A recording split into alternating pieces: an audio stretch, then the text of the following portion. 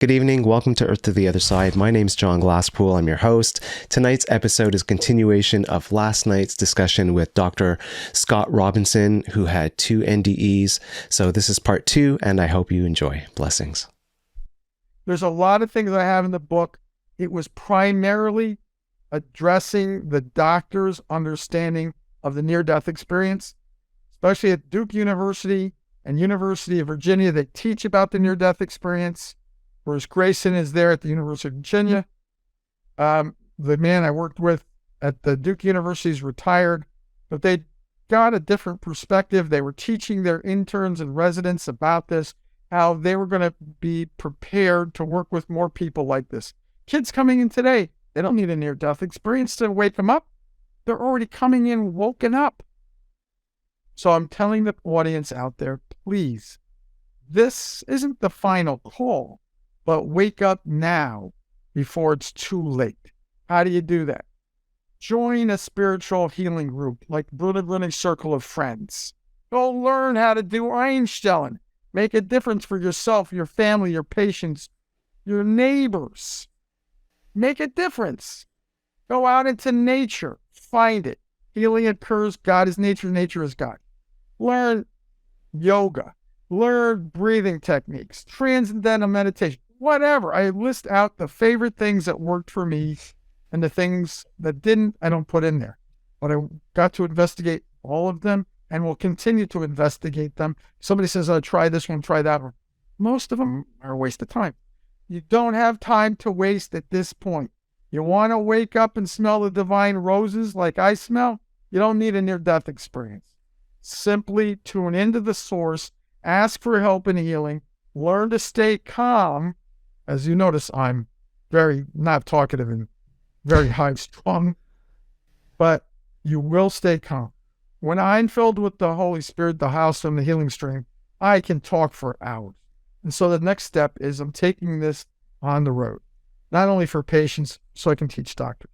And I'll be teaching weekend seminars once a month so they can get their relationship credits, but also so they can learn to interact with their patients. Patients know there's a lot more going on in the world. The doctors know, and the medical community wants to stifle them from investigating these other things. I've actually had doctors said, please don't share that with me. I'm afraid I'll lose my license. I said, then do what I did. Give up your license and you don't have a problem. Go work across the border. Work in another country that's not going to do it. Do it online. Don't touch anybody. Actually, COVID was a good thing. Got to do more online. So I have questions for you, and the question is, what are the questions? What else can I answer for you? We've only gone through an hour. What else can I fill up your next hour for? You have been very thorough. You're an extraordinary person. I'm so love what you're doing, by the way. It's amazing. And I do have a lot of questions. I think we can have a whole other show just on the questions. And my sincere sympathies for the recent passing of your mom. Well, my mom, remember, came back, said, no more grieving, took away the grief, and I no longer had anything else because in order to go through selling the house after someone died, it's a double whammy. It's not good for your body, right? Somehow I have more than enough healing stream, Holy Spirit in me. And the fact that I'm not carrying any grieving, it's making it much easier for me to do this because God said it's time to move on to the next part of your life. Thank you. Know that my mom will probably be talking to you later from the other side. You'll get to read the part of her stories in there before she left the planet. And remember, we don't use the word death anymore.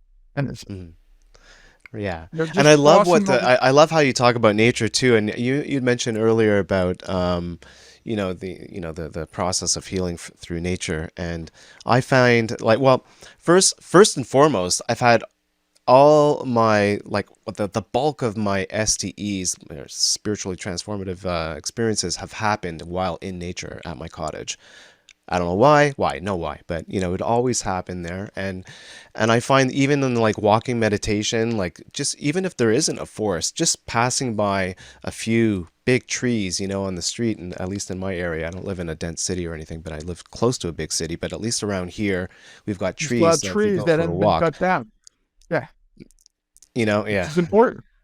it, You get it to it see feels wildlife. it feels incredible. Like sometimes if you really, shed all the crap and just be there when you're walking, you can even hear them communicating with you. And that's the This is going to biggest sound thing. very woo-woo to a lot of people. I understand that, but it's real. It's a real thing.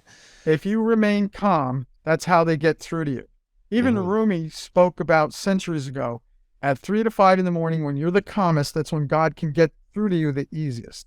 Whether you Most call it definitely. God, whether you call it the divine, the source, my favorite term, the one, the all, the everything, the big guy. All right. And sometimes even people call God it, because there's no words you can describe God with. It's Hmm. indescribable. There is no You're word. Yeah. part of it, but, and nature is the key. Bring back nature, you'll bring yourself closer to God. So, like I said earlier, the Japanese doctor who did this study, he's proven, medically proven, go out to nature, you'll kill your cancer, right? Hmm. Go out Yeah. to nature, do your meditation, do your, Yeah. whatever you call it. Yeah. Learn how to do Einstein. Go to see Brazzo, the silent ear gazer. You can do them online.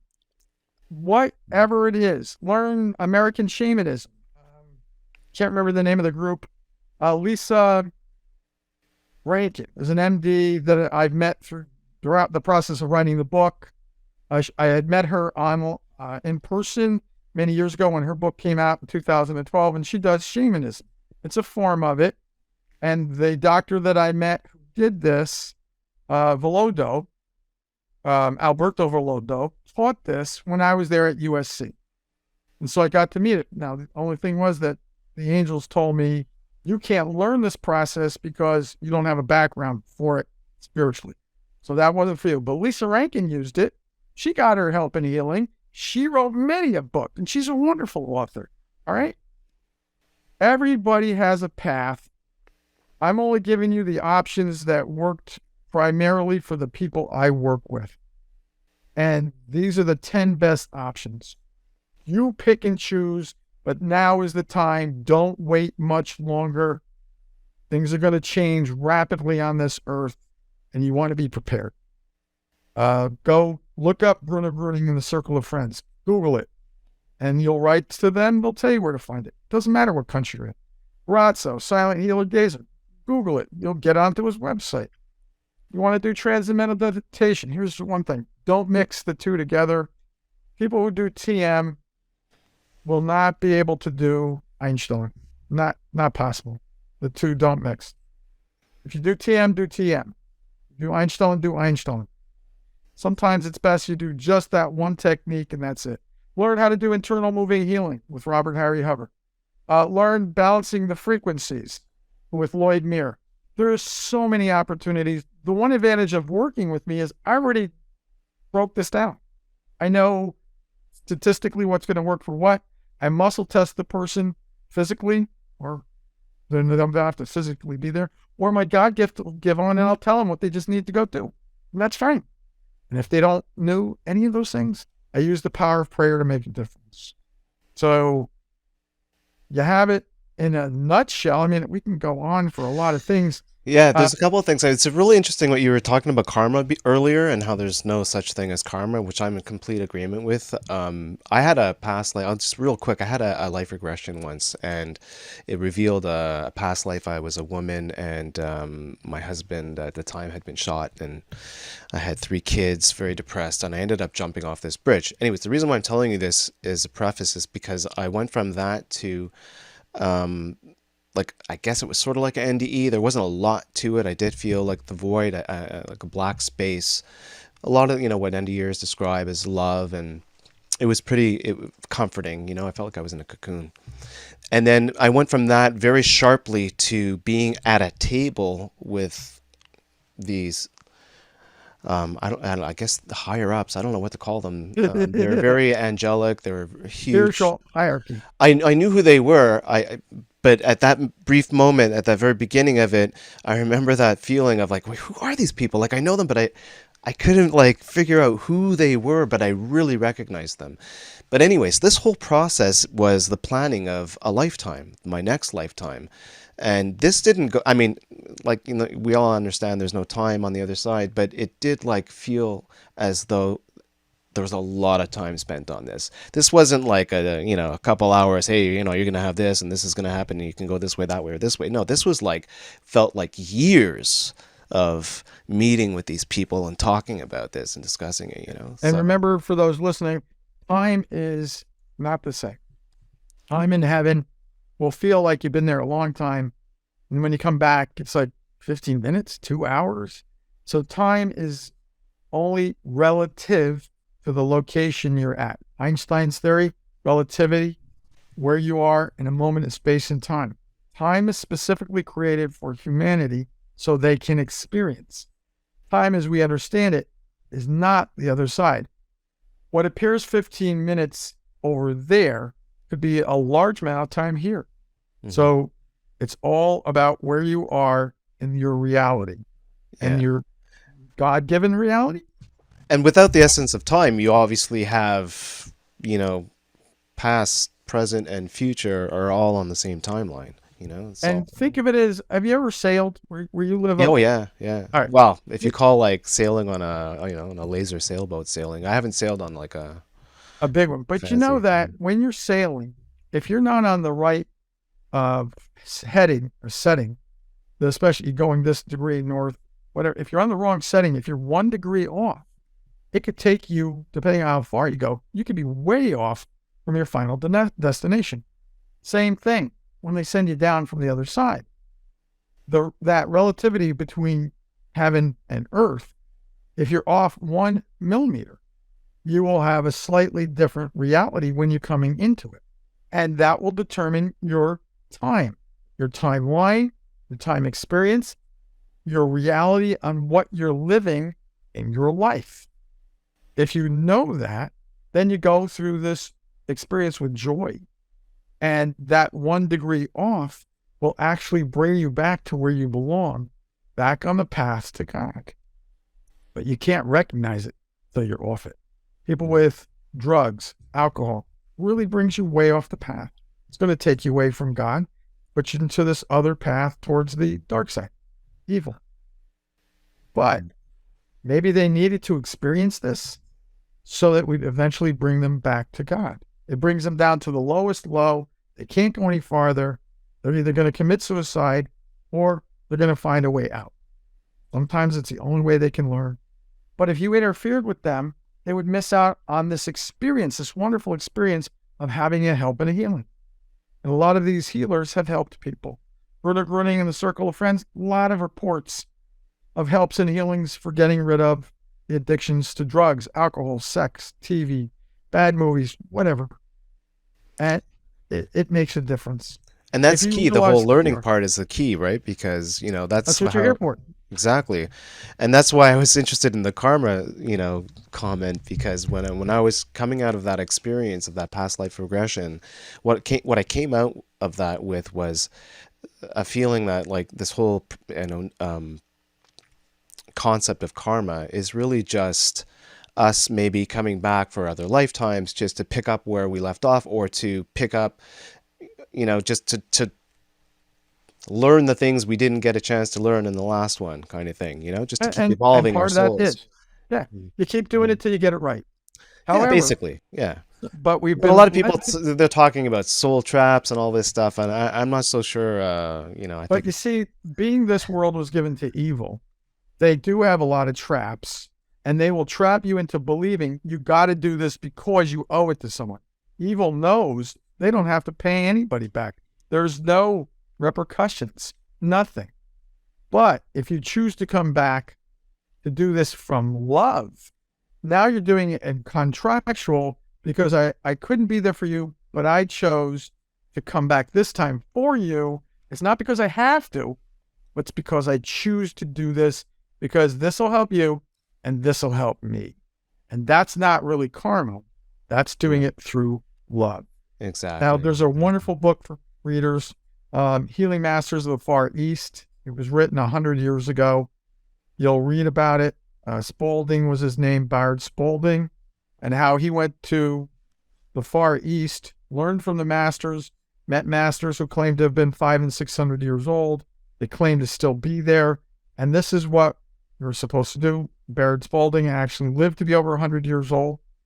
And he took this book. It was written twice.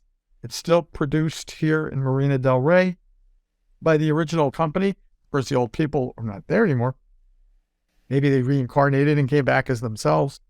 And it's there for people to read. There. So in my book will be all of these wonderful other teachings and learnings that everybody should read about waking yourself up. And the main thing now is, like we're talking, now's the time those guys will start waking up. You're going to get harder and harder tests coming up really near. How are you going to look at the reality of this world? Are you going to go, woe is me, I can't do anything? Or are you going to go, okay, God, we volunteered to go through this. Please help me so I have enough money and food and the ability to do this, and realize this world isn't what we think it is. This is a schooling planet and a schooling opportunity to get closer to God. So the differences between staying calm, learning what's in the book, or panicking and jumping off a bridge, which you said you did in a past life. Yeah, We exactly. don't want you to do that. So, No. and the Yeah. biggest thing for folks, somebody was reading on my Facebook page, oh, you teach people to commit suicide. I said, where did you pick What? that up? I never teach anybody to commit suicide. It's one of the few things I'm taught from the other side never to do. Where's that coming It from? doesn't matter if you're diagnosed with a terminal illness. Never commit suicide. That is one of the few things that will get you to come back and have to repeat. The other thing is if you hate anybody or have resentment, which is a lower level of hate. And if you hate anybody, you'll have to come back as the thing you hate. And that will be your quote karma. Let go of what people call karma. You're not here to suffer. You are here to struggle. Make it the best you can on this planet. Start to hang out with like-minded people who think like you do and are looking towards God for answers and not relying on humanity to tell them, or technology, what to do. I'm not saying technology is bad. Look to God for your answers, what you should do. Hey, should I get a vaccine? Yes or no? God will tell you, yes or no. Some people yes, some people no. It's whatever your life experience needs to do. Do I need to go through this therapy? Yes or no? Ask simple questions. I'm glad that I could help you with a wealth of information. Just know I'm used to talking for 12 hours, and I can go on historical things, past life experiences. They're all in 374 pages of what the average patient and the doctor need to know to make a difference in their life. That's why I was sent back, to make a difference in other people's life. I'm not here to write the book to make $1 million. Yeah, I no, am here as an instructor, a teacher. Read the book. Yeah. And then also, it's a lot easier when people read the book. Now I don't have to go over all 374 pages with each person. It's already there. And now it makes my job easier to help the person who's right in front of me. And And we'll I put have great, obviously a link to the book in the description box. there is a book in, and you'll put that in there for me. It's there. Most definitely. www.therearenolinesinheaven.com. You can get through there. One plug for myself. I'm a PR guy. You just told me I could plug one time. All right. No time. My no first worries, no 50 worries. copies are signed by me. After that, there won't be any more signed copies.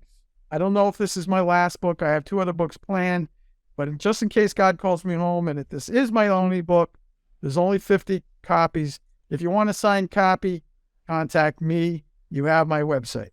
If you want to buy it on May the 14th, Mother's Day, you can buy it through Amazon. They'll ship it all over. I told the people who live in other countries, sometimes shipping for me is way astronomically expensive. It's like $50 or $60 to send a $50 book, so it's going to cost you double. In that case, Amazon has its own shipping department, their own aircraft, their own boats. Go through them.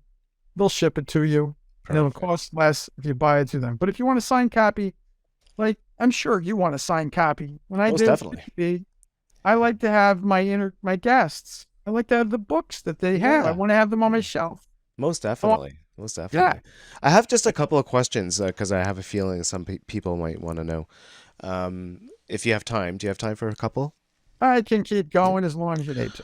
Well, going back to the first near-death experience, because you mentioned, you met the first angel during that experience, and I'm just wondering, like, how did you perceive the angel to be an angel initially? Did you just know instinctively right It away was when a you saw them? knowingness. Yeah. It Okay, wasn't, that's well, what I I'm thought. your angel, I'm your guardian. No, I just knew this Yeah. guy hanging out with, he's 12 feet tall, and he's telling me first of all, I felt comfortable. I felt at peace.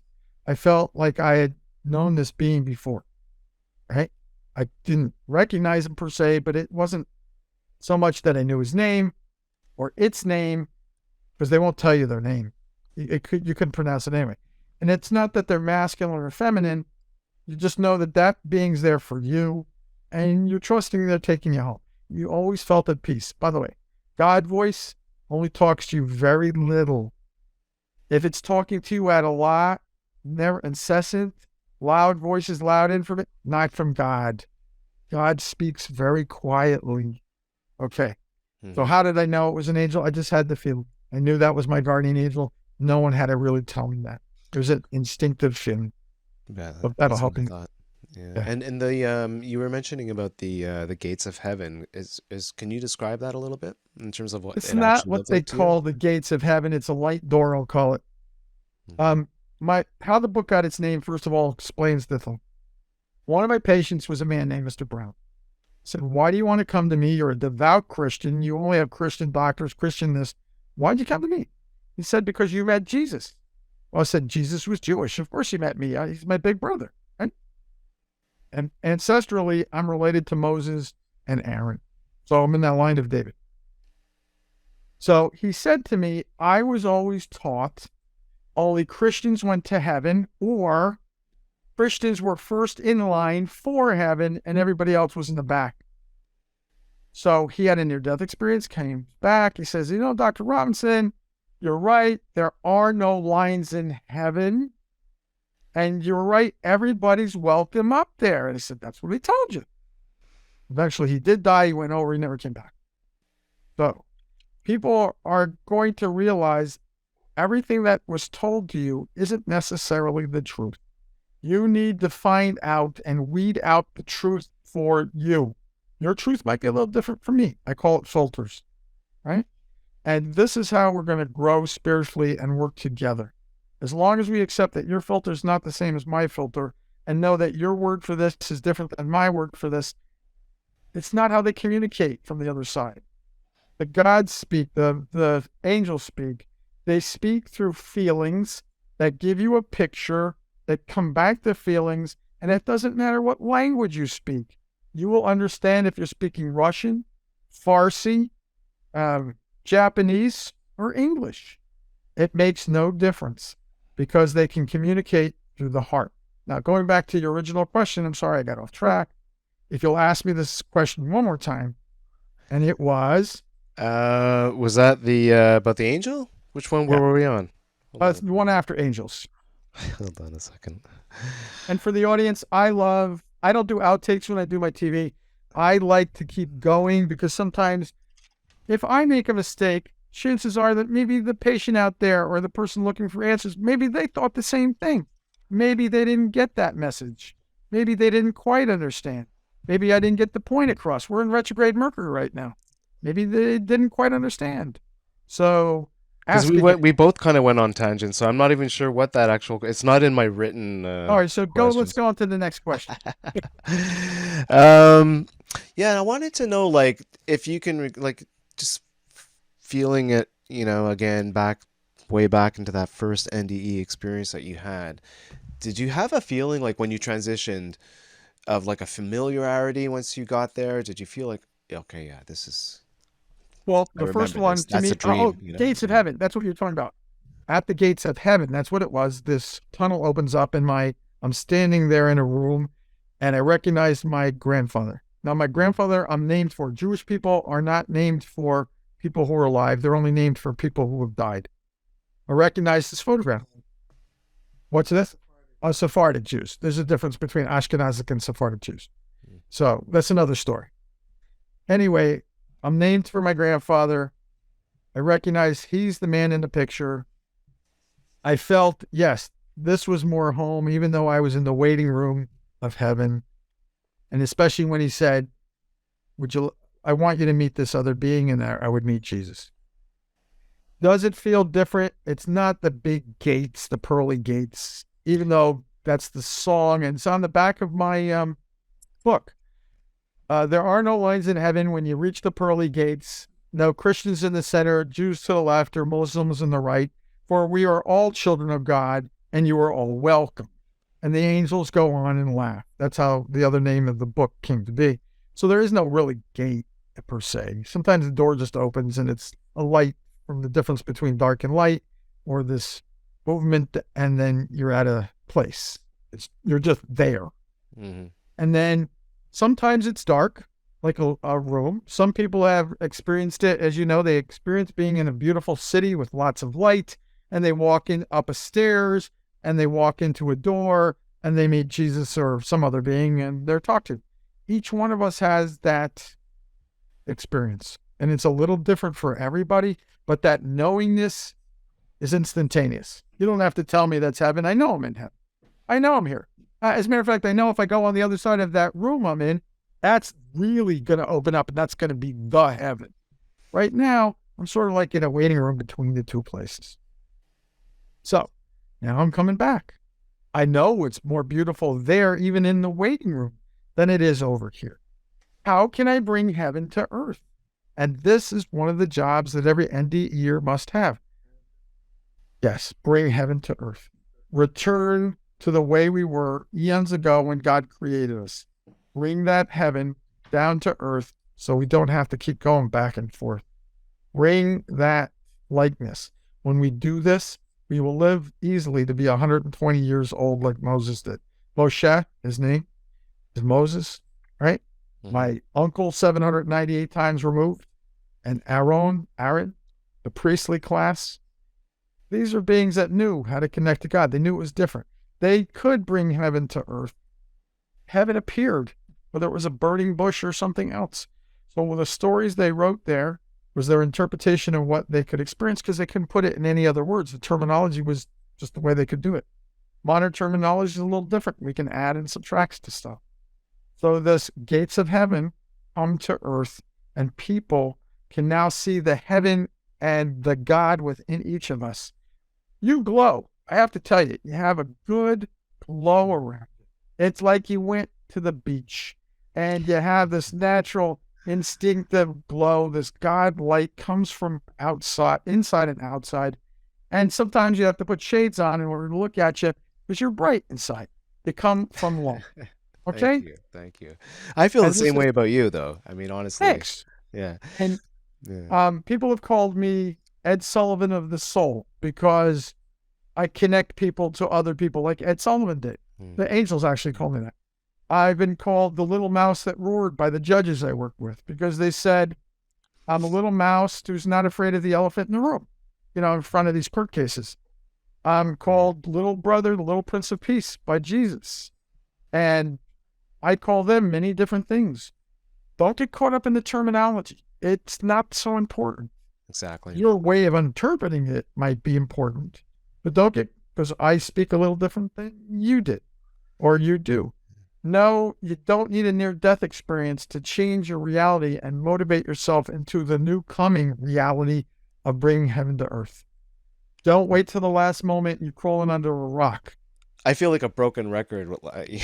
I'm always constantly going on and on about meditation because honestly, you could have very similar, even better experiences in meditation. It's insanity how you could have these And you incredible stay breakthroughs. calm. You get the Yeah. divine insight. You know what Yeah. to do next. You know, this is what I got to do. And you stop worrying about money coming in, going out. They don't, they'll warn you from the other side. They'll tell you, stop with the doubts, forget it. You want to Yeah. connect, stop with the doubts. So Yeah. you want to connect with the dots, not with the doubts. And the only way to do that is what we've talked about, whether it's meditation or Einstein, is you have to stay calm.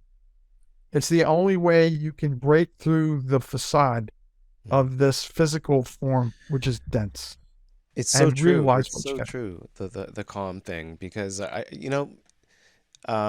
was this. That's why I was asking you about that familiar feeling. When you crossed over. I'll call it the knowingness. The Yeah, you just knowingness, know. yeah, Yeah. wow, that's perfect. So the knowingness, like I had, and I just wanted your opinion on this because I've had this feeling many times since, but the first time, if you want to, I don't know, people, they label them awakenings, whatever you want to call it. But I had this moment. This is after years of meditation, of course, but I'm just standing in my living room.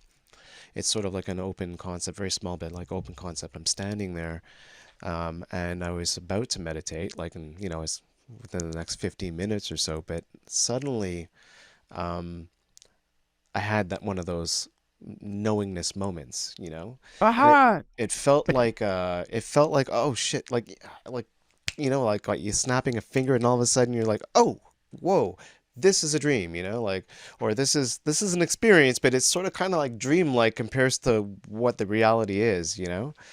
I had one of those moments in my own living room and everything changed. The entire color of everything was changed. I saw the energy in everything, like every single speck, every atom, and everywhere in my room it was such an And it incredible changed you moment. from that moment forward, right? Yeah, well, I had a lot of these life-changing type moments. This one was pretty like recent. I mean, this one happened I guess I don't know, 7 years ago. No, maybe about 6 years ago. Yeah. And I don't know how much it changed me, but it just reinforced things for me for sure That's a good way because to it was put it. very Yeah. clear again. And yeah, Keep you on your path. exactly. It was Yeah. just a beautiful moment, because it happened in my own space, it was just like, wow, what a great time for this to But happen. whether you're doing transcendental meditation, going out in nature, maybe doing the meditation, doing Einstein in nature, doing Einstein or meditation in any given room, space, or whatever, learn to do one of those things that can make a profound difference in this reality.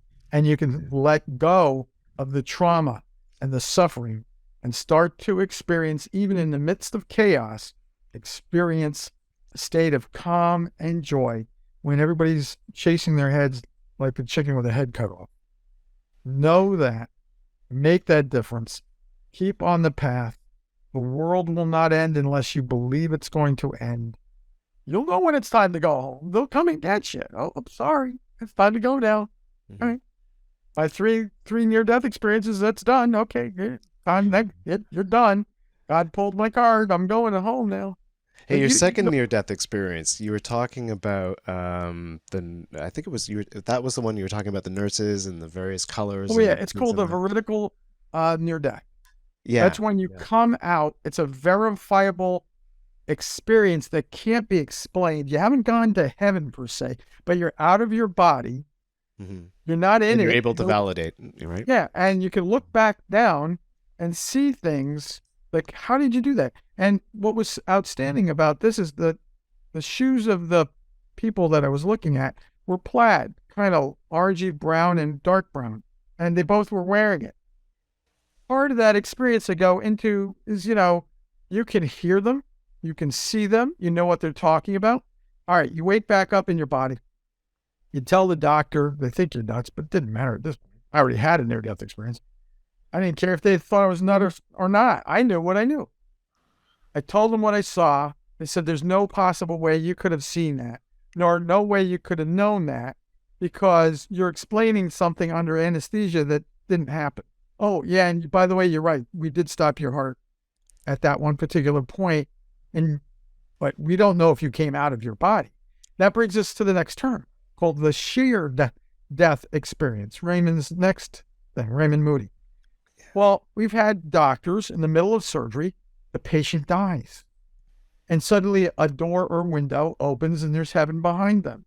The patient's family members are being seen through this cloud experience, and the patients are being told, no, you have to go back. And the doctors and the nurses are witnessing that. That's a shared death experience, not a veridical experience. So, others, my ND that I'm working with doing alternatives, he goes to visit his minister. And his minister dies in the hospital while he's sitting there talking to him. Only now the doctor crosses over with him, comes to the gates of heaven. The guy says he's going. The angel turns him around and says, no, you don't belong here yet. You got to go back. He wakes up back in his body, realizes that's the body of his patient, his minister, but he's not there anymore. He's exited. He didn't want to, this doctor did not want to share this with the medical board because he was afraid that they would take away his license. So sometimes people want to get involved. That's why I teach doctors, MDs, DCs, DOs, PhDs, dentists, veterinarians. I teach these people not to be afraid. When you don't have anything to lose, you got a lot of options. But But that's if it, fantastic because you're going to be breaking down barriers that really need to be broken down. This is like a and wall that has to be completely eliminated at this point in order for us to shift into this, what we were discussing earlier, what you were you have discussing to bring earlier. heaven to earth. Yeah. So my job is being the healthcare professional. I can talk the terms in medical legal with the attorneys. I can talk the terms for the medical doctors because I've had that background. I have the chiropractic background, which sometimes they don't even understand. They just know it works. They think of us more like physical therapists, but I have an ability to do things that are both in the physical format with machines and BEST, bioenergetic stress technique, clearing emotions, and I have the spiritual things that I get to do. And they're in awe because, boy, wouldn't that be nice to have that gift and ability too? I wouldn't need to give a patient an injection. I could just wave a wand, as they say. Yeah. Is it going to wake up people? Some people, yes. Is it going to wake up others? No. If they're going to wake up, they're going to wake up now. If they're not going to wake up, next lifetime. Now, Exactly. there's other Yeah. people who don't believe there's only one life. There's no multiple lives. I know I've Yeah. been here 630 lifetimes, 629 lifetimes. That's in this reality. I don't know how many I've had before that in other worlds. I don't know. Doesn't Exactly. matter. All that matters is I'm here. Am I afraid of talking about it? I don't think so. Do I look afraid to you about Nope. talking about this Not stuff? at all. Not at all. I'm so happy.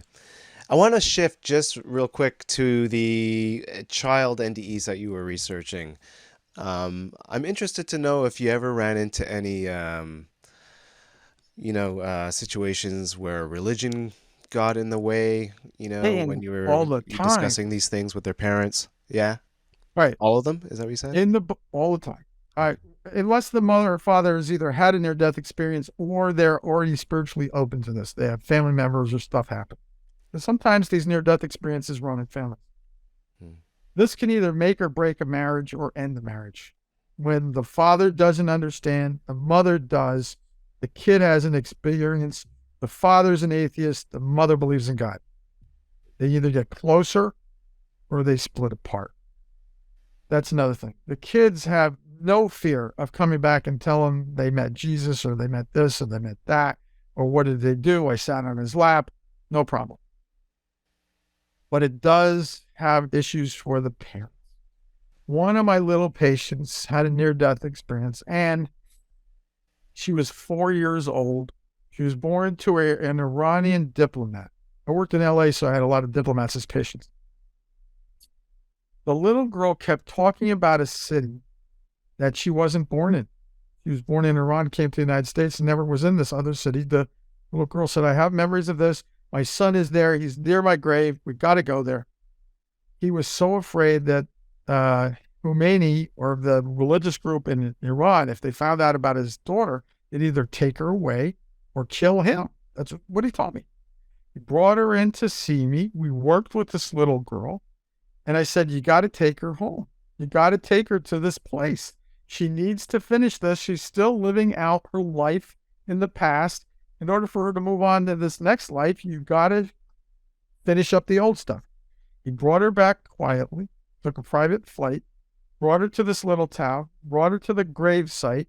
She said, that's my grave and that's my son. He happened to be there. She started telling this man about her life and how he was her son. Now she's 4 years old. She has all these memories of who she was. They're both freaked out. They keep it quiet. The father doesn't know what to do even more, even though I told him to take her to Iran. Gets back on the plane. She falls into a deep sleep. When she arrives back and they bring her back to my office, she has no recollection anymore of her past life. Her past life is finished. It's done. She just had to show up and tell people what they needed to know because her understanding of reality was different. It changed her father forever. He left the diplomatic corps. He never went back to Iran. He ended up doing something else, but like I said, I used to take care of the diplomats. The other man was afraid to share his story ever again. I don't know what happened to the other man, the young girl's original son, but I'm sure it changed him. I didn't have a way of finding out because communicating with Iranians at that time was very difficult. Other ones, Carl Fink. Carl is an entrepreneur. He's also one of my, not publishers, he was one of my producers. One of the first TV shows I had was The Alchemy of Healing, TV. And I worked on his TV station, and we did a lot of work. And he remembered by doing this, it's one of the reasons he did TV shows about near-death experience, is Carl had a near-death when he was a little boy. He choked on some nails or something that he had put in his mouth, swallowed them, and the angels knocked it out of his throat. He woke up. He doesn't remember much until I started talking about my NDEs, and he started to have these memories, sort of like what you said. I don't really know, but it just suddenly woke up and I realized these things. It began to make him realize he has been here. He did go through this. It changed him early on. I really think the greatest gift you can give another soul, besides love, is the gift of a near-death experience so they can see the perspective of the spiritual. Either that or wake up voluntarily. Say, I want to wake up, God. I need to do that in order to do what I need to do here. But humans have long forgotten why we're here and how to connect naturally back to God. Animals and plants know how to connect to God easily.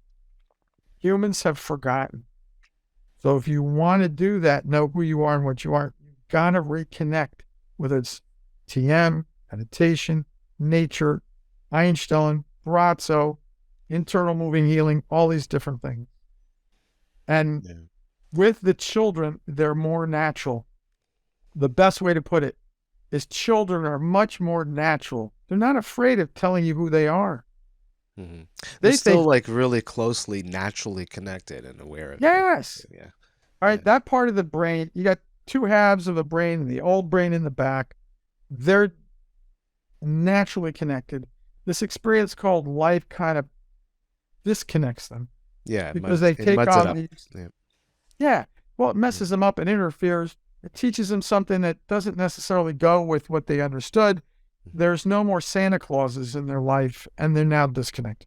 But I mean, it's all part of becoming a human. I mean, developing as a human being. It's not. But I'm not. those I'm not children saying that it's a coming in negative today thing. are continue to stay connected. Yeah, that's beautiful. Yeah. I'm Some just of the saying, like, it's good to interpret for some of us, we need these things to help us interpret our experience. Do you know what I mean? yes. Yeah. Now I I'm had talking some about not the new ones coming up. I'm talking about the about the existing, ones that they did, alive now. but they're coming in without fear. This is important. Yeah. They're coming in with a different reality. Yeah. One of my patients is a Down syndrome kid. I've known him since he was a little boy. He's now 19. At just a couple, I guess it was his 1 year anniversary, his 1 year birthday. Now he's got severe Down syndrome, and he's talking about seeing the angels behind me and the twinkling lights. Now, Down syndrome, you got to volunteer to come in with Down syndrome. It's a volunteer. It's one of those lifetimes that has an experience. Why? Because you're half over there and half over here.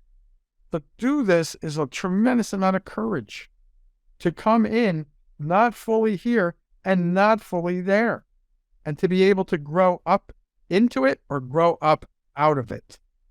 And as a result, he still is very aware. At a very early age, he was writing books about his experience of being connected to God. He wasn't so connected to this life as he was connected to God. And he didn't have the ability to do normal things that kids did here, but he could tell them about all sorts of things they needed to know about their own help and healing. Here he has Down syndrome and has a gift. So he writes a book. Yeah, His that's name is beautiful. Abraham. Abraham is an adopted nephew. His father and I became brothers. His father grew up in Afghanistan, had to run for his life to get out of there. His wife was a spiritual sister. They had this little guy. She didn't have a baby till after she was in her 40s. The boy was born with Down syndrome. Has it stopped him? No, none whatsoever. You have to be grateful for the experiences you have in this life and learn to utilize them to make a difference in your reality. And so hopefully that answers your question. Most And definitely. And these I think kids it go goes through the there. same for other, syndromes like autism. I find these souls extraordinary, and I can't talk to anything specific for obvious reasons, but there's experience I had with somebody with autism, and I knew I just felt it intuitively, like there was something beyond the surface of this child, and this person would be communicating with me verbally, but also like non-verbally. You know what I mean? Yeah, Like I don't know, call it whatever you want. that intuitive gift was still intact. The Very much child may so, have, yeah, the Yeah. physical issue was not there, but the spiritual connection was. And this child came in to voluntarily go through this experience to bring them closer to God. This was their gift. So now we have to look at children differently. These diagnoses, stop giving them diagnosis like they used to. Yeah. There's other ways to heal. Medicine's not the only answer. If you don't include spirit in the medicine, you can do the standard of medicine, whatever that is. If you don't include it, the chances of them learning from it, growing from it, or healing from it are much slimmer. Not saying it's not possible, it's just slimmer. There's more than the technology and the medications we understand today. The God given medicine, that healing is, I'll call it permanent, more permanent. The medicine here reduces symptoms, takes care of this, helps, but the real healing comes from the spiritual side. It's said that 95% of the healing comes from the spirit, not from the physical. Only 5% of all healing comes from the physical. When you understand that more of you is connected over there, and healing occurs over there first before it shows up in the physical, then you have a different understanding that sometimes these things that children go through, tremendous cancers, strange diseases, all sorts of dyscrasias, all sorts of problems and brain injuries, yet somehow they grow out of it. They're connected to God. Healings occur. Why? Faith, belief, a parent, no interference, and that divine knowingness that there's more than this reality. And it's hard to put into earth words. And that's where people get caught. They get stuck in the earth words. Your words are not exactly like my words, but they mean the same thing. And that's all that matters. If you come from your heart first, that's a good thing. And it's important. Yes, God gave me a brain and I have to use it. My divine connection to source, but I have to translate it through the heart, not through this way. Technology of the mind is the God mind, and it has to come through the connection of the heart mind, and they have to unite. When you do that, you won't have an issue with liver, anger, rage, frustration. Instead, you'll say, okay, thank you, God, for this experience. Okay, what's the next thing? Are we clearing it up? Do I have to live like this my whole life? I thought when I had my near-death experiences, I wasn't going to be able to walk, function, drive. I was a pilot before all of this stuff, right? People go, I can't believe you can walk, you can dance, you can do all these things. How is this possible? Even the insurance company said, hey, I guess it's time to go now. You don't need us anymore, right? Why? Because you can heal. All you got to do is believe. Have faith in God, trust in the higher power and your connection through or directly through, and your belief that you can connect to, and belief of why you're here, your mission and purpose in life. And you already know yours. And that's to wake up other people. Share this gift that people have had near-death experiences. Some are so unique. They're so different. You're like, is that the same thing? And others, like me, I was sent back to be a teacher to help people heal, right? Yeah. And hopefully I was able to do that for you today. Most definitely. I so appreciate everything you've done for us today. I love what you're doing. You're an extraordinary person, and I really appreciate your time. And we will definitely put links to everything in the description box. And the book is called "There Are No Lines in Heaven." Yes. I am looking so forward to reading that. And again, Dr. Robinson, thank you so very much for being here. Much appreciated. John, call me Scott. We are now mishpacha, extended family All for life. right. All right. God Thank bless to you so everybody much, out Scott. there. Hopefully, I didn't burn anybody out or go too fast. No, I And did. I'm sure hopefully people are this. going to have a lot of questions. So if you're around during when it's published in the comments, that would be wonderful if you can. Right. Also, you want to go and ask questions, go to my website, thereareno-linesinheaven.com. My Facebook page. Can you see that? Yep. See it. All right. Perfect. Yeah. That's Oh, the front beautiful. cover. So you're not going to see my Ah, face. You're yeah. going to see that instead. I like And that. Yeah. they will know that they're looking for Scott Robinson. You want to ask a question? Ask a question. Love to Wonderful. you. Thank you Love for to doing what you. you're doing. Keep it Thank up. you so much. God bless you. Thank you so much, man. All right. Bye bye. Take care, Scott. Bye bye.